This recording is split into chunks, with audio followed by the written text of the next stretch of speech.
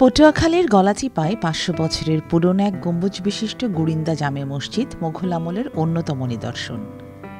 এখনও ঐতিহ্যের ধারক ও বাহক হিসেবে কালের সাক্ষী হয়ে ঠাঁই দাঁড়িয়ে এ মসজিদ। তবে রক্ষণাবেক্ষণের অভাবে এ মসজিদের শত শত বছরের পুরনো স্মৃতি হারিয়ে যাওয়ার উপক্রম।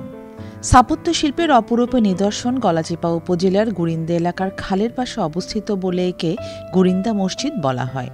স্থানীয়দের তথ্য অনুযায়ী বহু শতাব্দী আগে এক প্রলয়ঙ্করী ঘূর্ণিঝড় ও জলোচ্ছ্বাসের আগে গুরিন্দা জামে মসজিদ নির্মাণ করা হয়েছে। এখানে আমরা ৫ ওয়াক্ত নামাজ পড়ি, আজান হয়, অনেক দূর থেকে মানুষজন আসে, মানত করে, ঠিক আছে। এখন আমাদের দাবি যে এই যে পুরনো ঐতিহ্যবাহী মসজিদটা যাতে সংস্কার হয়, ঠিক আছে। এই জন্য সরকারের কাছে আমাদের আকুল আবেদন যাতে এটা পুনর্নির্মাণ করা হয়।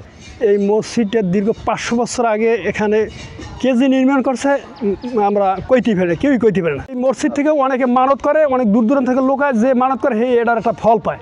তাই সরকারিভাবে এটা আমরা একটা মেরামত করতে দেয়, তাহলে আসলে আমাকে একটা উপকার হয়। এই মসজিদ অনেক আগের, অন্তপক্ষে ৫০০ বছর আগের। আমরা জানি না যে বৈশাখে আমাকে বুড়ো বুড়ি করিয়ে যায় না, সেটা কইছে মসজিদ অনেক আগের। এটা কোনো খেজুস করার কোনো মানুষ নেই। গুরিন্দার মসজিদ এটা কোন কালে কোন সময় হয়েছে, কী হয়েছে আমার বাহাও কইতে নেই। আমার দাদা হেও বলতে পারেনি কোন টাইমে এই মসজিদটা হয়েছে। আমার মসজিদটা করেন পানি ভরে নামাজ পড়তে আমাকে কষ্ট হইতে আছে। আমাকে এটা একটু ভালো করে রিপেয়ারি করে দিতে পারলে আমরা একটু হাতে খুশি হই আর কি, আমরা ভালো।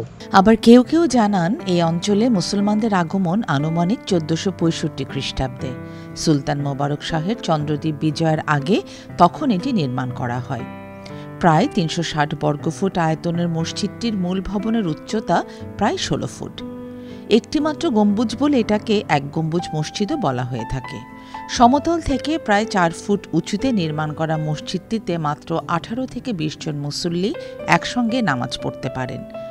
একটি পাকা ভবনের ছোট বৈঠকখানা মসজিদটির পাশে রয়েছে। ১০ থেকে ১২ জন লোক বসতে পারেন এই বৈঠকখানাটিতে। অবহেলা আর অযত্নে মসজিদটির ভেতর ও বাইরের দেয়ালের পলেস্তরা উঠে যেমন ইট বেরিয়ে গেছে, ঠিক বৈঠকখানাটিরও একই দুরবস্থা। এ বিষয়ে Ratandi Taltali union UP chairman Golam Mostafa Khan বলেন, মসজিদটি অনেক পুরনো এবং ব্রিটিশ পিরিয়ডের। এখনই সংস্কার না করা হলে মসজিদটি একদিন বিলীন হয়ে যাবে। সংশ্লিষ্ট বিভাগ উদ্যোগ নিলে এটাও হতে পারে একটি দর্শনীয় স্থান। রতনদী তালতলী ইউনিয়নের গুরিন্দা ব্রিটিশ পিরিয়ডের এই মসজিদ, সেটা সংস্কার করার জন্য কয়েকবারই সাক্ষাৎকার নিয়েছে, কিন্তু কোনো কাজ হয় নাই। আমি আশা করি বর্তমান প্রেক্ষাপটে এইটা যেন হয়, তাইলে আমার এলাকায় ঐতিহ্যবাহী একটা মসজিদ এইটাই। এছাড়া কোনো মসজিদ আছে কিন্তু এই রকমের ব্রিটিশ আমলের কোনো মসজিদ আমার ইউনিয়নে আর নেই। ফারহান আহমেদ, আনন্দ টিভি।